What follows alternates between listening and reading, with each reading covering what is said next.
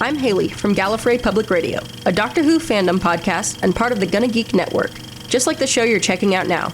Shows on the network are individually owned, and opinions expressed may not reflect others. Find other interesting geeky shows at GonnaGeekNetwork.com. Welcome to episode 210 of Better Podcasting. On this show, we create a room just to keep Steven from being heard.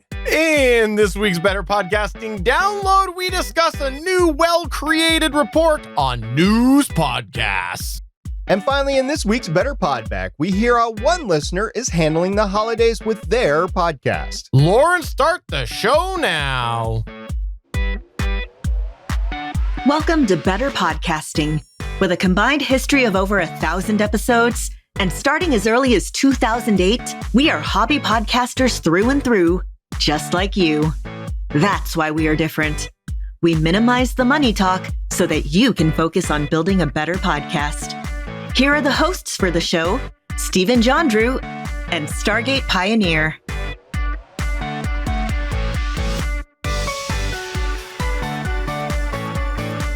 Welcome to episode 210 of Better Podcasting. I am Stephen Jondrew, and I am pleased to say that SB is here again this week. Please call me SB.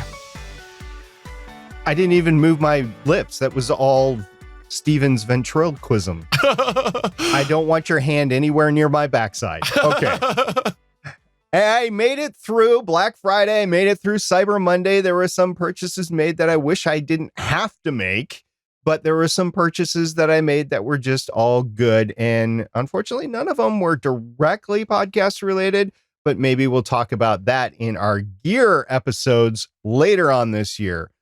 What we're going to start out this show, though, with is a how I could have saved my podcast story. Now, this is a section of the show that we either have a how I saved my podcast story in which either Stephen or I or one of our listeners sends one in. We talk about what you did or we did to save our podcast, or I go out into the internet and find a how I could have saved my podcast story. And I was kind of scratching my head this week. We might have not had the segment, but then I went over to my pal Reddit and I went into the podcast Reddit with an S, podcasts Reddit, subreddit.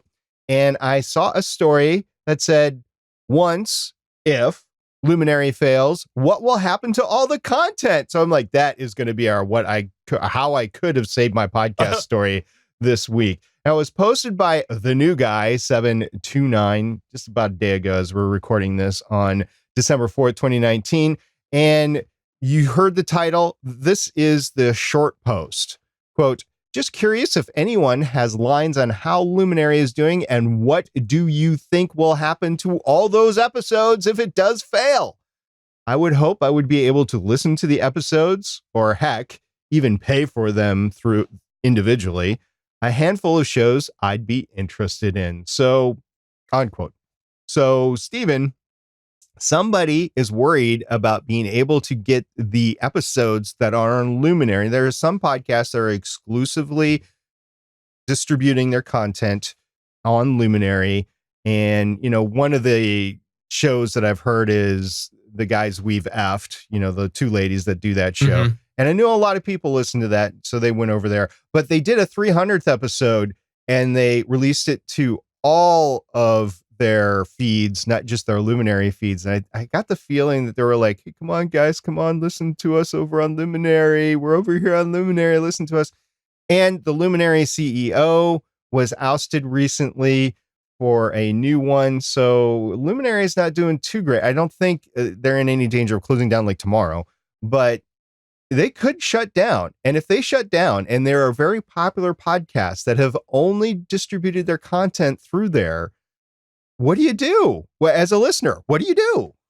So I'm going to say that you should think a little bit about how other mediums have handled things like this and rights and things like that. And let's just hope that the people who created the shows have good lawyers and the legal agreements, which you can guarantee were signed before becoming exclusive on Luminary, do favor the creation company, the production company, whoever owns that podcast rights, so that if all of a sudden Luminary chooses not to distribute them anymore, they opt back and then they can go elsewhere. Because if you look at TV, there have been many television shows which have hopped from network to network because the network has dropped that. And so the production company then gets the rights back or whatever was in the agreement. And then they go and they pitch it to another network and that network picks that up. So I think that if we're thinking about this from a reason perspective, the odds are that those rights are probably in there, unless, of course, it's Luminary Productions. That's the one that actually was producing the show and full production rights went to Luminary itself.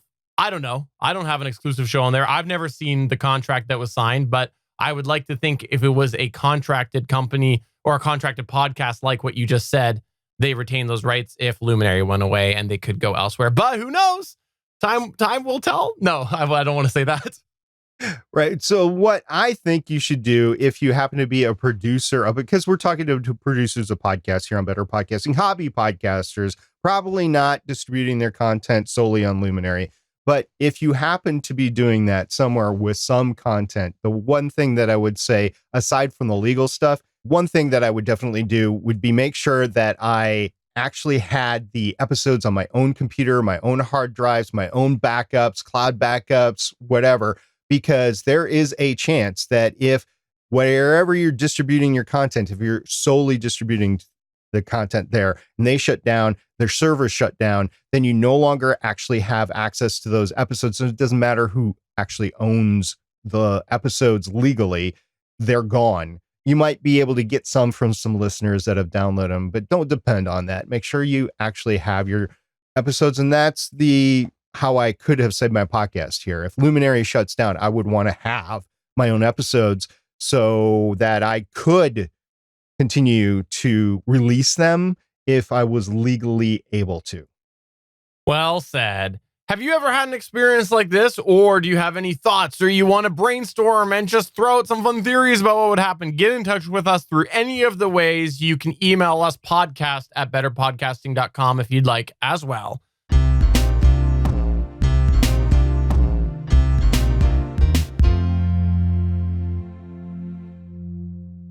In the past, we've talked about all sorts of ways that you can maximize the quality of your sound. We've talked about microphones. We've talked about how to use microphones. We've even talked about ways that you can clean up the signal for your recording. However, there's one thing that we're often asked about that we've never really covered specifically before in an episode, and that's soundproofing or sound treatment. Whether it's because you're looking to minimize that reverb, that echo in your room, or you want to kill that low-level rumble from your neighbor's lawnmower. By the way, we're recording this in December of 2019 just to prove that we do think of you, Southern Hemisphere. We don't forget about you. You may want to do some form of soundproofing or sound treatment to your room. The thing about either of these is, though, like many other aspects of podcasting, there could be a variety of different levels of consideration when it comes to the soundproofing or the sound treatment.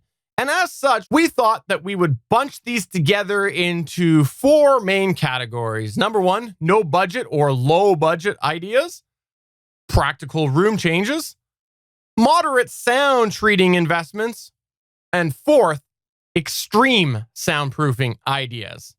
Now, before we start and get into this, we do have a little bit of a disclaimer. As we go through this, we might use the term soundproofing and sound treatment interchangeably just because that's the general concept of today's episode. However, there is a difference between the two. Sound treatment is really anything that you do to help optimize those acoustics of your recording space. A lot of times that's for that reverb. Soundproofing, on the other hand, is really more advanced sound treatment where you're looking to remove outside noise. But when we get these questions, a lot of times they are interchangeably used by listeners. So as we go through, if we incorrectly use the term at that specific point, just know we know the difference. You can still send your hate mail to us because, let's be honest, SP loves to sit down with me and say, Steven, look at this hate mail we got because you screwed up. It's been known to happen before. Okay, so aside from the hate mail that we're about to get, let's start off by going into the no budget or low budget ideas. There are many things that you can do with little to no budget to help you work on your sound treatment. And the first thing we want to mention is a bit of a cheat. It's microphone position. We think that before you start investing in any other things, we're going to talk to you about looking to confirm your microphone position and whether or not it's ideally being used. So the same microphone that you already have, just look into how it is being used. It's amazing what a few key things can do to help remove that unwanted sound. Now, we, of course, recommend using a microphone called a cardiodynamic microphone. In case you're not familiar with this term, we've talked about it before on Better Podcasting, but we'll go into it in short order right now. Essentially, the pickup on these microphones are right in front of the barrel. It's called a cardioid pattern, and it just projects out of the front of the microphone. Essentially, there is some level of noise rejection because of that pattern to the sides and the rear of the microphone. As well, a dynamic microphone is usually less sensitive on the diaphragm that picks up the sound in the microphone cap than a condenser microphone that's powered. For all intents and purposes, it's how it works, and it means it's less likely to pick up unwanted noise than a condenser. But we also recommend that you look at the placement of the microphone itself. Get as close to the microphone without popping and clipping the sound. Usually this is about a fist distance away, or 4 to 6 inches. And the reason for this is that you can often in turn reduce the gain that you're using to drive that microphone, meaning it will pick up less outside noises or has less of a chance to pick up those noises that are coming in from afar. However, that's not the only microphone position change that we think you can do to help remove unwanted sounds. You should also consider what exactly is happening in the pickup area of the microphone. Do you have a door behind you that bleeds a lot of noise? How about a big empty wall behind you or in front of you where your sound is just bouncing off of and reverberating off of? Even a ceiling. Recording with that door open behind the microphone can actually help reject some of that noise because it's not bouncing back to the microphone. Another low budget or no budget consideration that you should have is to analyze some of the unwanted noise and where it's coming from and seeing if there are any easy solves. Some examples of this include using a soft coaster underneath your mug to help reduce water or cup noises. Using a soft click mouse or a keyboard or a touchpad can help. Moving your computer tower under your desk rather than on top of your desk. And a techie note, there are some dust considerations for this. Both Stephen and I have run into this. So you really want to clean it regularly because that will make the heat more able to dissipate and less able to build up and then possibly ruin some of your components. So make sure you clean it regularly, maybe once a quarter or something like that. Or you can put a towel or blanket around the bottom gap of your door. Think of it in terms of this. If you have seen in the northern hemisphere where they get a lot of snow and ice and frost, a lot of people actually have those little bumpers that they put on the bottom of their door to prevent that draft from coming up and the frost from building up. You can use that same door bumper for noise dissipation and to lessen the shockwave of the door as other people are moving around the house. So those are easy, quick solves that you can try to eliminate some of that unwanted noise in your recording. Well, since you're talking about the room now, let's move on to our next category, which is probably my favorite of the categories, and it's all about practical room changes. And this is my favorite because you and I have both done this to our rooms in various ways, and I know we've had conversations, and it's a really fun thing to think about. And this is because not all podcasting spaces are created equal, and there are some practical changes that you can make to your room without breaking the bank, hopefully, in order to help with that sound treatment. Unlike our last category, these may cost you a little bit of money. So let's move down our list for this category. Like literally, let's move down our list as we look down. Look at your floor. Do you have hard floors in your room? This can cause a lot of reverb. Obviously, you could take it extreme and convert that over to carpet, but you probably don't need to do that if you're looking to treat your room in some regard. Simply adding a small carpet in a big open space can really help reduce the noise. There's a video that was published earlier this year that you can find out at geeks.link/echo demo. We didn't make the video. It does a really good job of demonstrating how just a few different levels of carpet make a difference with that room reverb. You might want to check that out because you might just need to buy a little area rug to put down. Look for the biggest void that you have in your room and start there.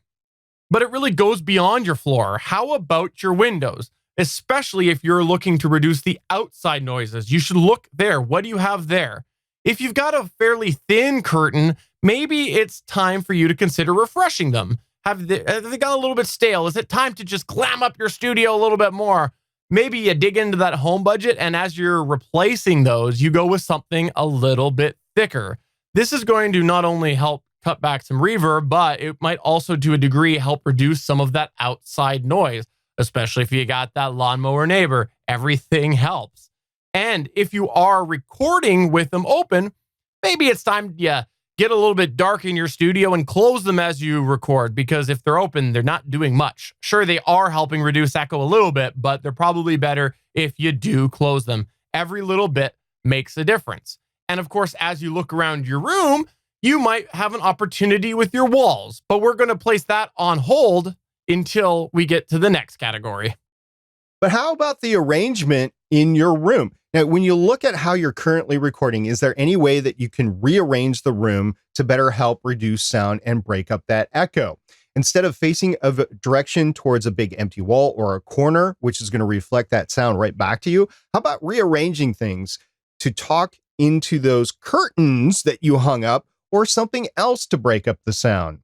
And is there something else you can do to make it less of a void?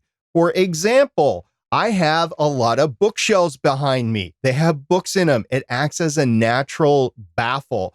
First of all, the sound gets trapped behind the books and it just gets absorbed by the pages. And second of all, it's got all sorts of refracting edges because the books aren't even, and it goes everywhere. You can also record in your closet. We'll get there later. And you can use a video backdrop curtain. That's something that Steven hasn't mentioned already that I have right behind me. I guarantee you that this backdrop curtain that I have behind me does help to reduce reverb in my room. If you happen to have a door rattle there, which I actually do right next to me here, there are things that you can do. You can try weather stripping to be a dampener. We talked about that bumper on the bottom of the door. You can try that as well. And if worse comes to worse, you happen to be recording in a hotel room, or maybe there's absolutely nothing else you can do in your room, try that pillow sound booth for it. Just make a little pillow fort around your microphone and speak into it. And that will be a natural sound booth. It'll be cheap. It'll be available to you. I'm assuming that you have some pillows around your house. Yes, you can use those pillows as a little sound booth and it works great. The only problem is you have to set it up every time. And it's not really conducive to video podcasting either, but it is a solution if you're just doing an audio podcast. And by previous polling, we know that most of the people listening to the show are audio only. I'll give a little example on how room arrangement can really make a difference. The room I record in now, we used to have a guest bed in here. We don't anymore because, let's be honest, nobody wants guests staying over. Yeah, I said it. But we got rid of the guest bed, and I noticed the difference with how much reverb was in the room when I got rid of it. And the other thing that's worth considering with that as well, when there is some level of bleed that comes in, that's going to also pick up to empty spaces and whatnot, and sometimes it amplifies it. And I noticed that when my kids were being loud, I noticed that it seemed like it was a lot louder than it was when the bed was in there. The bed was kind of in a position that it kind of killed that when the bleed did come in through the door. So just rearranging things can really make a difference. And also, I want to just highlight that point that SP made about the doors. It is very, very annoying when somebody throws open that outside door elsewhere in your house in the middle of summer and then all of your doors shake. And so just keep that in mind, depending on where you're at, depending on if there are other people in the house. Just little things like that, like SP said, softening that jiggle, that rattle of that door, it can make a difference. So just think about all of those little nuances and what you can do to help reduce them. But let's move on to some moderate soundproofing ideas. These are some that are really going to help outfit your room for soundproofing and sound treating in general. And let's begin with the most obvious one, the one I alluded to earlier, the sound treatment baffle/foam. That's that foam that you find that's sort of egg cratey. You can get this through a variety of places, but when you do choose this, we recommend not going with the super thin stuff. When you look it up, you'll always find there's a certain depth. A lot of the reviews on the really thin stuff is not favorable. Try to go with something that's a little bit thicker if you're going to do that. But if you're going to do this, you might immediately go, okay, so my wall is 10 feet long. It's 7 feet high.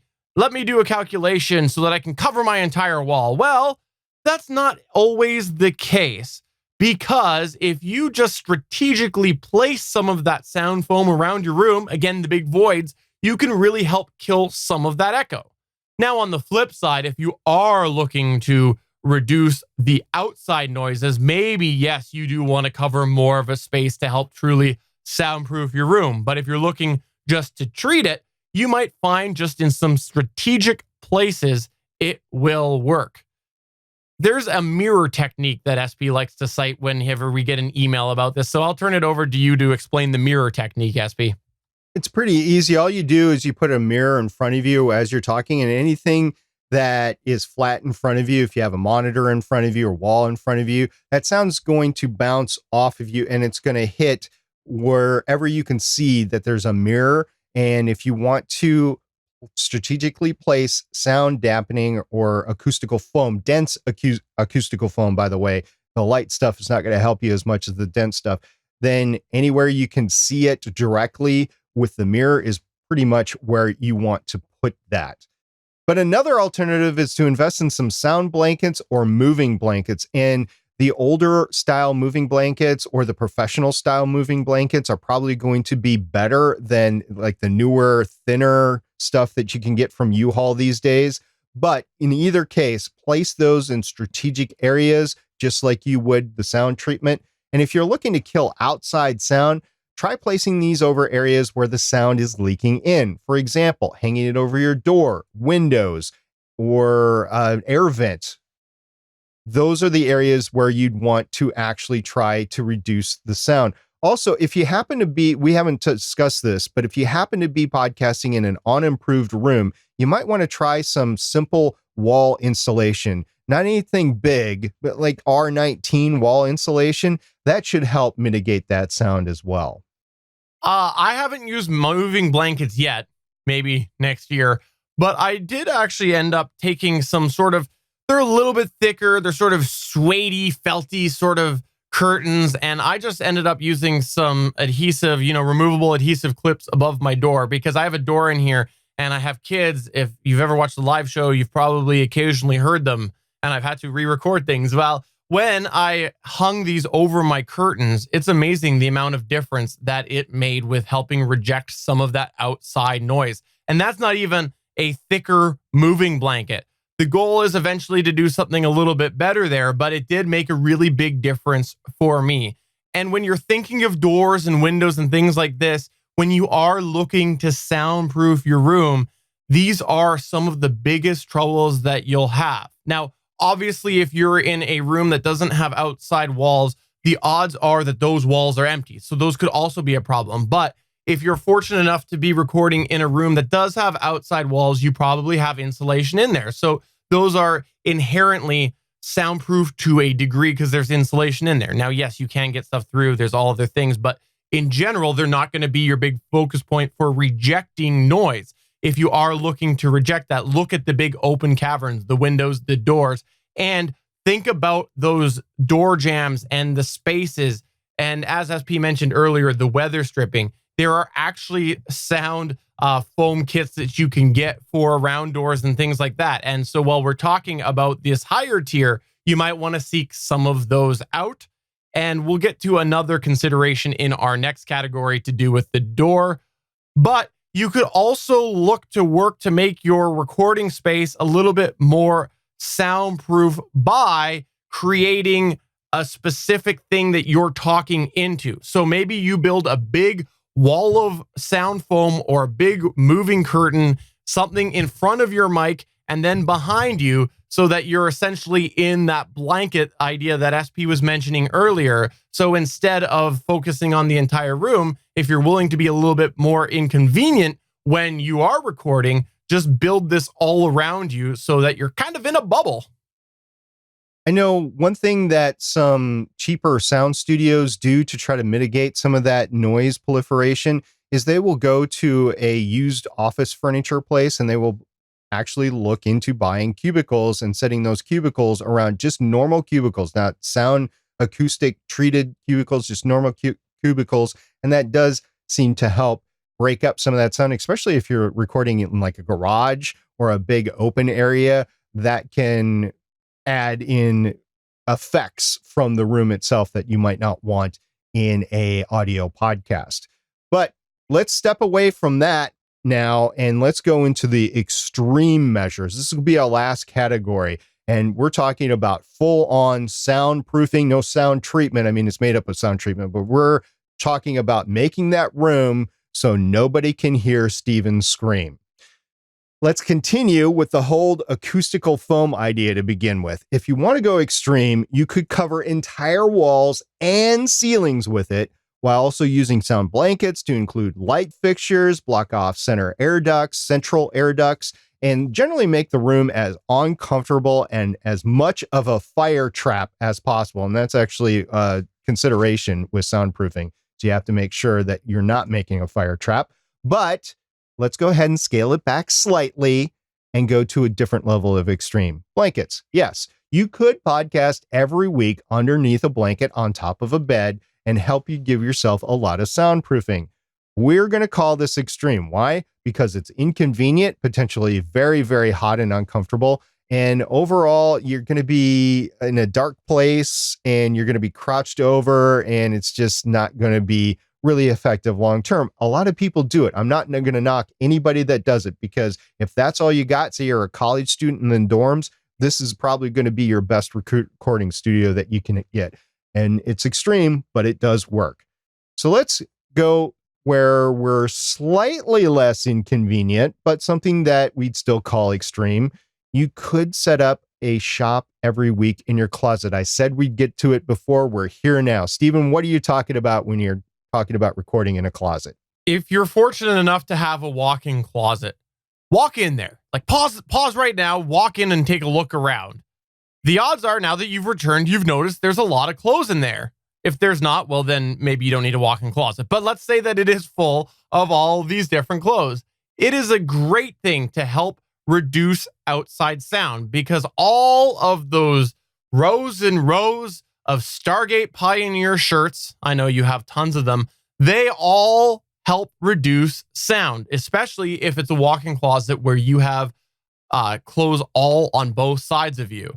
So you could go in there and it's sort of a natural soundproofed little studio there, as long as you have lots of clothes around. But again, it's a little bit inconvenient because you have to set up there every single week, but you could very well do it. And the last extreme thing that we want to mention, this is one that if you really just want to lock it on down, is you could build yourself an entire soundproof studio recording room. You probably want to build a little bit smaller sized area in the middle of a room, away from all of those windows and those doors and all those things, but an isolated chamber with all of that acoustic foam, that good acoustic foam everywhere. You're going to have proper sound glass or a proper door if you are going to have a window in there. This is probably your best bet if you are wanting to do that true soundproof space. And it's going to cost you a pretty penny to do this. Heck, that door I just mentioned is going to be fairly expensive itself. Go to Home Depot, walk up to some doors, stand on the other side, and have your partner or your spouse or your friend yell through it. You're going to hear it. You probably get escorted from Home Depot, but you'll hear through there unless it's a really high quality door. So it's going to cost you a lot of money. In fact, previously, we actually had a guest on the show that has a professional sound booth. Who was this, SP? It was somebody that I much preferred to podcast with that week than you, and that was Jen Rhodes from the Anomaly podcast. She has an actual sound booth, a professional sound booth that's set up in her recording office that she has. Now, a couple of things about this. First of all, it's very expensive. Second of all, usually most podcasters don't go to that extreme. She has one because she's also a voiceover talent. So she uses that sound booth to record stuff for voiceovers. And that is when you need really clean sound. And I really would recommend getting a sound booth if you're doing that sort of thing, especially if you're living with a whole young family that's making noise and you still have to get work done. Sound booth is where it's going to be at.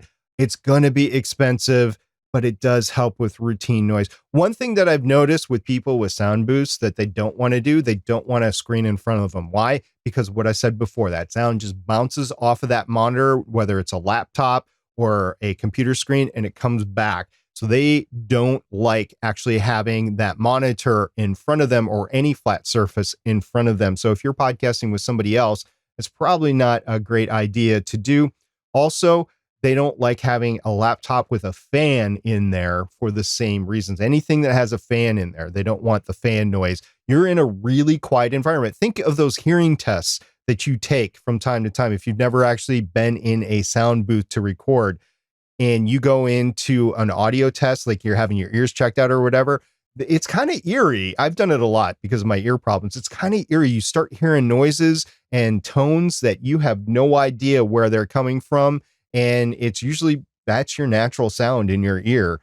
And you might get a little bugged out about it. So just keep all that in mind when you're talking about a sound booth. Expensive. You have to actually have to do other things to it. And you might actually get uncomfortable in there too, because if you do close it, there's not going to be any ventilation in there. So it's either going to be cold in the winter or hot in the summer or both. It could be hot in the winter too, depending on how much equipment you got stacked in there. But the upside to having that is, like SP, he built one of these. He has a space where he can lock me up when he wants me to take a week off of Better Podcasting and nobody hears my screams. So if you have tried to soundproof your studio, let us know. What have you done? What worked? What failed? What was something that was a complete success? And what was something that you wish you hadn't done? Please email us podcast@betterpodcasting.com, tweet us @betterpod, or come over to our Discord server at betterpodcasting.com/Discord. This is the Better Podcasting Download. There was an article that was posted recently by Reuters, which pointed to a full-blown study. And the title of the article that was posted was News Podcasts and the Opportunities for Publishers. Now, I took a look at this. We're not a news podcast. I don't do a news podcast. I do listen to several news podcasts that run daily or every hour, like the NPR news podcast or the Alexa news thing. You can actually hear the NPR news podcast, and it's rotated every hour. It's updated every hour. But anyway, this was a full-blown study by Reuters looking into it, and I thought it was very interesting. Some of the key takeaways, this is, if you haven't read this yet, we'll post a link in the show notes. You really should if you're interested in learning more about the podcast space, because this is a pretty cool, comprehensive study. They did have some key takeaways, so we're going to talk about some of the key takeaways here. First of all, the key finding that we're going to talk about first is news podcasts can make up a small portion, about 6% of the 770,000 existing podcasts as categorized by Apple. But the general appeal and stickiness of news content means that the category punches well above its weight in terms of consumption. I kind of like that little saying there, punches well above its weight. So a 6% of the 770,000 existing podcasts are categories as news. Now, news does make up about a fifth of the most popular episodes in the United States on the Apple chart. So 21% here listed in the Reuters study. And the category itself is also growing rapidly. The number of new news podcasts globally rose by about 12,000 between January and October 2019, an increase of around a third or 32%, according to data provided by Chartable. I would think that some of this is attributable to the current political environment in the United States itself, but I won't rule out the fact that just podcasting is more mainstream and it's growing and it's monetizable too. So it can't all be deemed towards the political aspect of things, in my opinion. Another key finding was talk and interview shows are the most popular subgenre within the news category, along with one-off narrative series, but daily news has become an increasingly important focus. Okay, so let's talk about the daily aspect for a second. If you're doing this as a hobby, a daily podcast is going to be extremely difficult to do. We covered this a couple of weeks ago with the NAD Pod Pomo and the fact that a lot of people just do that for a month and it is aggravating for 30 days. Just imagine doing that 5 days a week. We'll call it 5 days a week. 5 days a week for 52 weeks out of the year. That would drive you nuts as a hobbyist. You'd actually have to put 3 to 4 hours a day into it. And that really should be a job, in my opinion, rather than a hobby at that point. So I don't advocate any hobbyists trying a daily podcast unless you know exactly what you're getting into. Maybe you're retired. Maybe this is the job that you want to make it into. I get all that. But for your average hobbyist that's just starting out that has a full-time job, I do not advocate a daily news podcast. Okay, moving on to a different key finding. The Reuters report has identified 3 subcategories of daily news podcasts. You have the micro bulletins that have a length of between 1 and 5 minutes. You have news roundups with a length of between 6 and 15 minutes. And then you have deep dives with a length of 20 minutes or more. That's no different from what we would consider a normal hobby podcast. They're just giving a tutorial to people that might not know what podcasts are or what you can do with them. And the final is that most publishers and experts feel there is still significant room for growth with new voice-driven interfaces, making it easier to access on-demand audio in the home and on the move. But the scale of the opportunity remains unclear, with revenue still relatively modest and increasing competition. Let me say that again, increasing competition from platforms and independent producers. So a lot of great takeaways from this, Stephen. The actual report is 48 pages. Like I said, I'd advocate going and finding this and actually reading it if you're interested in the pod space. There's a lot of golden nuggets included in here. Yeah, this is really cool to see. And I suspect that there's a couple of different reasons. Number one is people's listening habits and the way that they're willing to consume different type of content that's news related than they used to, as well as the fact that the standard for what counts as news and classifies as news has just evolved in general. I'm being diplomatic here. It has evolved in general over the last like 10 to 20 years. And you can look at 1,000 different debates on that subject, but the bottom line is that it has evolved from what it used to be. And so I think that has opened up the space of what is news. And so that means you have more outlets, not just within podcasting, and more things that are news. And of course, that's going to translate to podcasting. If you look at television, look how different the news landscape is now than it used to be 20 years ago. There are so many dedicated channels of a variety of different tones to them. And so, of course, that's going to translate to podcasting. And podcasting will probably continue to expand with things like this. So it's really cool. And also, I really like the fact that people are willing to listen to daily news podcasts. I just love that concept of people choosing a podcast to listen to every single day.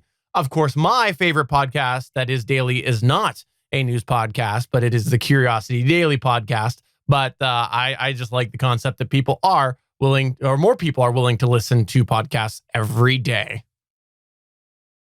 I listen to several daily news podcasts, either on my news flash briefing on my A device or as I'm driving to work. I at least listen to 3 of them as I'm driving to work. And then there's a longer daily podcast that I listen to as I'm driving home. So I listen to 4 at least every day as I'm going back and forth to work. And on those days that I don't work, like this past weekend, and they still publish episodes, when I get in the car on Monday, they have stacked up. So I have to choose, do I go back and listen to them, or do I just scrap those episodes and just start with today's?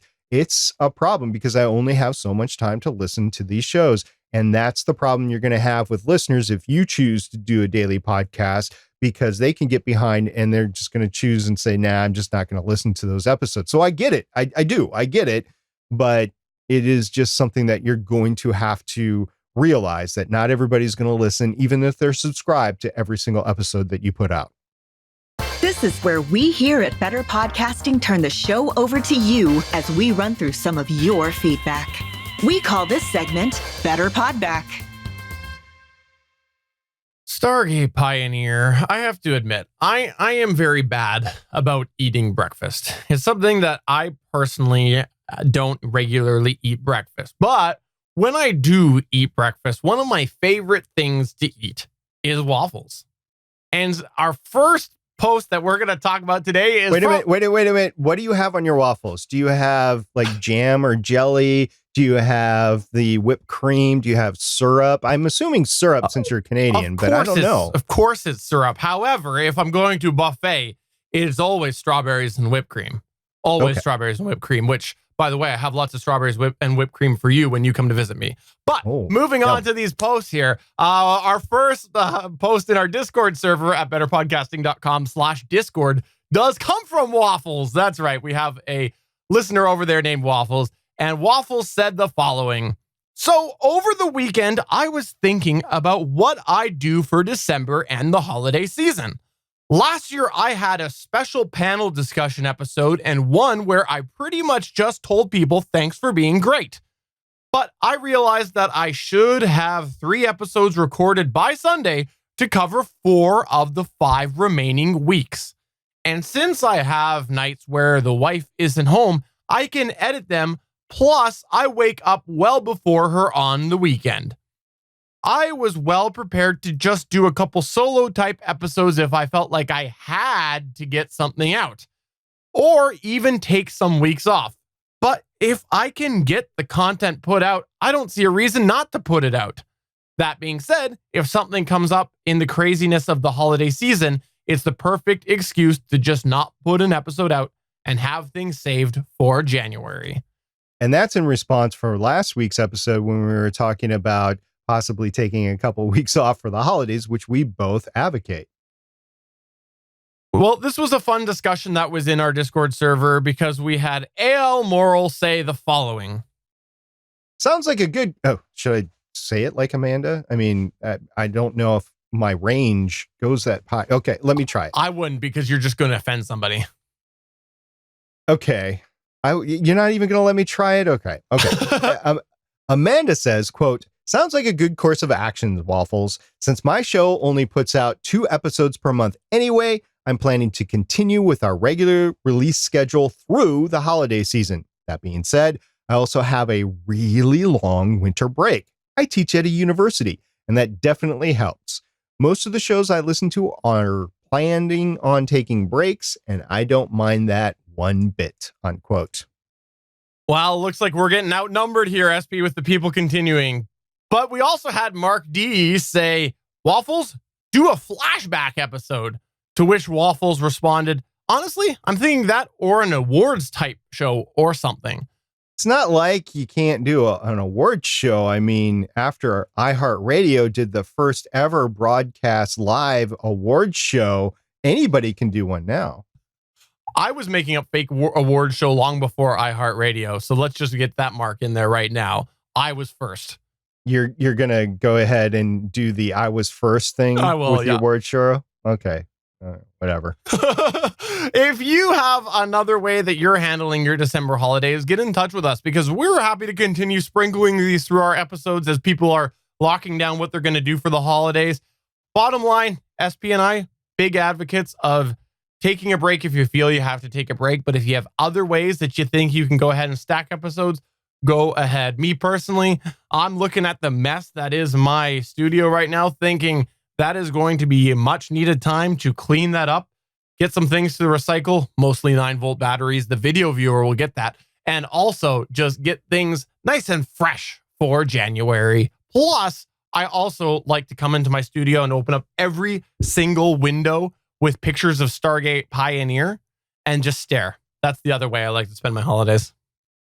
Dude, some of our listeners are starting to talk. This is getting a little creepy. I think you need to lay off of it for a little bit. I want to thank all of our listeners. I want to thank our listeners that listen to the show. I want to thank our listeners that respond in Discord. I want to thank our listeners that respond to us on Twitter. I can't thank our listeners that respond to us on Facebook because I don't see that over there, but I will thank our listeners that get to us on email. You guys are great. Thank you very much. And I love these conversations, especially on Discord, because you guys are there because you love podcasting. You want to talk to each other about what you're going through. And you want to talk about the content of the episodes, and that acts as a guide for the discussion. I love it. You guys are the best, and we do the show for you. So I hope you're getting out of it more than we get out of it because we're doing the show for you. On that note, for episode 210 of Better Podcasting, I'm Stephen Jondrew saying I have my sound blanket, which comes with the added benefit that the video viewer can't see me. And I'm SP, and I can't wait to put Stephen in his room that nobody can hear him scream. Bye.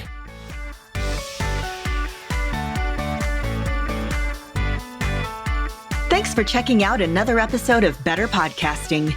You can find the full back catalog of Better Podcasting at betterpodcasting.com. If you're into geeky podcasts, please check out the other podcasts on the GonnaGeek Network at GonnaGeekNetwork.com.